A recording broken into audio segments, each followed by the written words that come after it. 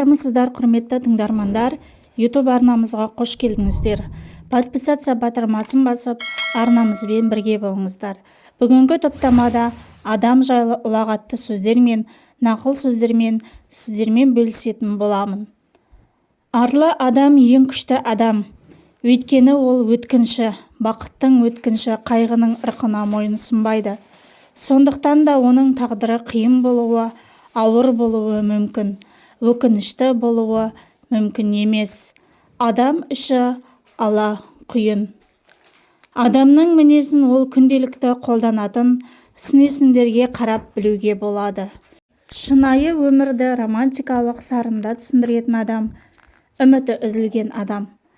Қуанышты болсам да, адаммен танысқанда әрдайым сізбен танысқаныма өте қуаныштымын деп айтамын. Егер адамдармен бірге өмір сүргім келсе, әр нәрсені айтуға тура келеді. Адам неғұрлым ақылды ізгі болса, соғұрлым басқалардан ізгілікті көбірек байқайды. Басқаларсыз да амалдай аламын деп ойлайтын адам өте қателеседі. Бірақ басқалар өзінсіз іс тындыра алмайды деп ойлайтын адам одан бетер қателеседі. Маған белгілі бір мағынада құл емес, адамды көрсетші. Біз құстар секілді көкте ұшуды, балықтар секілді су астында жүзуді үйренгеннен кейін, енді тек адамға ұқсап, жерде өмір сүруді үйрену ғана қалды. Адамның сыртқы сұлулығы, егер ол ақылмен толықпаса, жануардікіне ұқсайды. Адамдар қажетсіз болып қалған жұмысты істеуге әрқашан әзір тұрады. Заман өзгерді деп айту орынсыз, заманды өзгерткен адамдар тұрғанда. Адамдар не істесе де, олар сайып келгенде өзінің ыңғайлы орналасуын тілейді. Өз сеніміне сәйкес жүріп тұратын адамды парасатты адам деп ойлай салмаған жөн. Оның сенімдері парасатты ма, соны тексеру керек. Дарынды немесе лайықты адамның өсуіне кесе көлденең тұрма. Адам өз атынан сөйлегенде өзіне неғұрлым азырақ ұқсайды, оған бетперде беріңіз, сонда ол бәріне шындықты айтады. Адам жұмбақ, оны шешу керек. Ол жұмбақты өмір бойы шешер болсаң, онда уақытым кетті деп өкінбе. Адамның ақыл ойы тойымсыз, ол тоқтайда, тыныштықта тұра алмайды, ол үнемі алға ұмтылыста болады. Адамдар жақсылықты басқара алмаған және оны тиісті дәрежеде пайдалана алмаған жағдайда, ондай жақсылықтан жамандық туындайды. Адамның ең асылы қиянатсыз, ақ пейіл адам.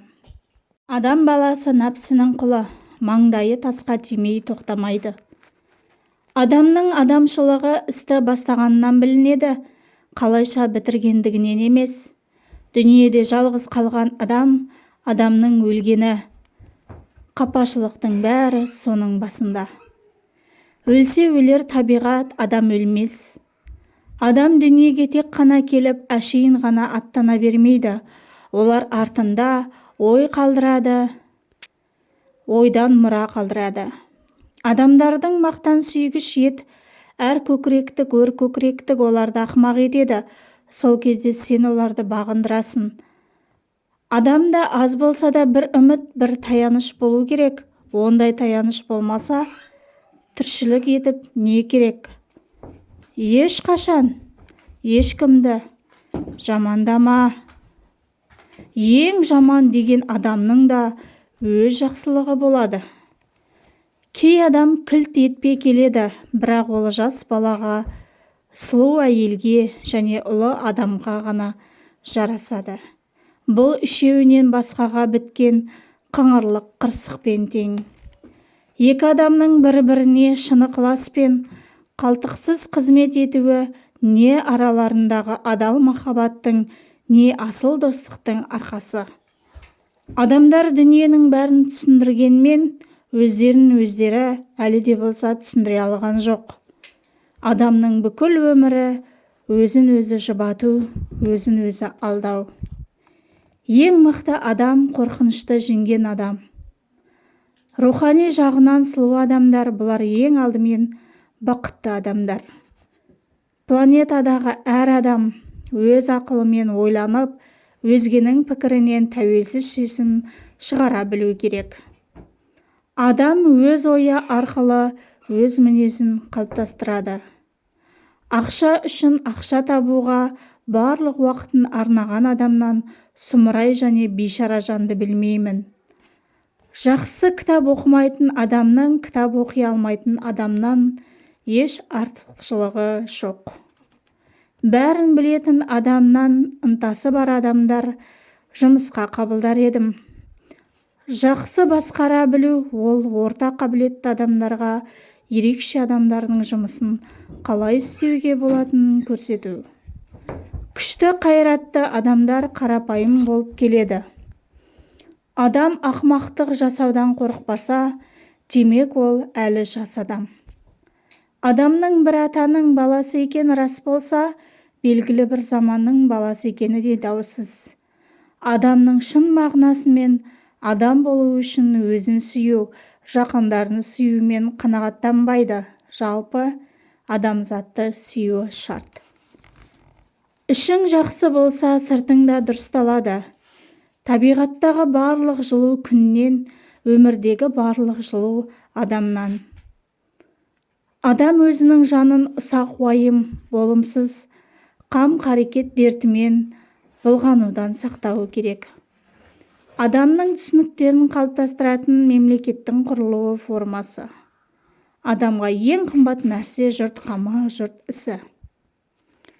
Мен тарыдай жақсылық қылсам, таудай зұлымдығымды жасырғалы қылам.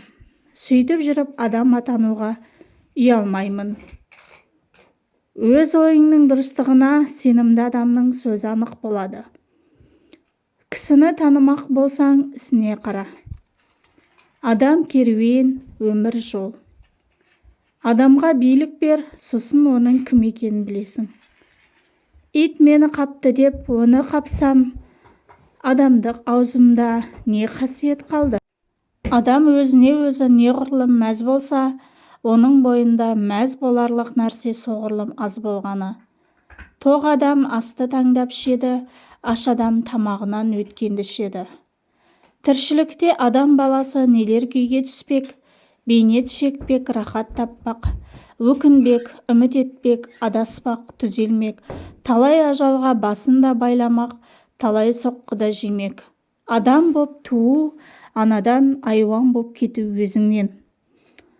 Ақыл адам көрігі, ақылдың сабыр серігі. Мейірімді адам өзін кінәлайды, төмен адам өзгені кінәлайды. Адамның санасы қаншалықты төмен болса, ол мұрнын соншалықты аспанға шүйіреді. Егер бақытты өмір сүргіңіз келсе, адамдар мен нәрселерге емес, мақсатқа тәуелді болыңыз. Адамдардың 3 тобы бар. Бірінші топ жаратушысын іздеді және тапты. Бұлар ақылды әрі бақытты адамдар. Екінші топ жаратушысын іздеп жүр, бірақ тапқан жоқ. Бұлар ақылды, бірақ әлі бақытсыз адамдар. Үшінші топ жаратушыны іздеп те жүрген жоқ, тапқан да жоқ. Бұлар бақытсыз әрі ақымақ адамдар.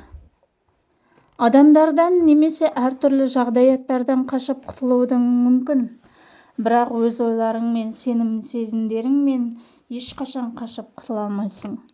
Жақсы кітап ақылды адамның әңгімесімен бірдей. Адамның адамшылығы істі бастағандығынан білінеді, қалайша бітіргендігінен емес.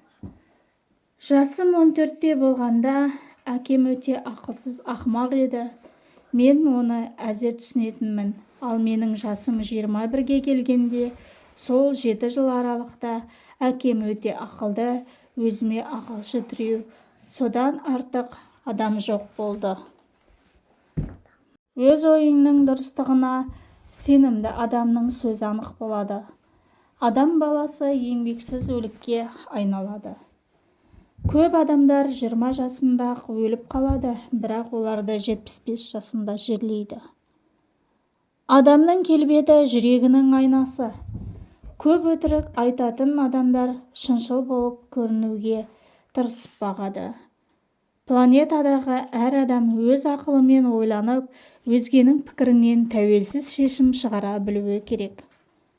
Адам рухы айналасынан бөлек жасай алмайды. Ана тілін ұтқан адам өз халқының өткенін де, болашағынан да қол үзеді.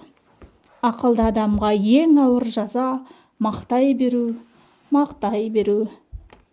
Адамдарда мақтан сүйгіш ет, өр көкіректік оларды ақымақ етеді.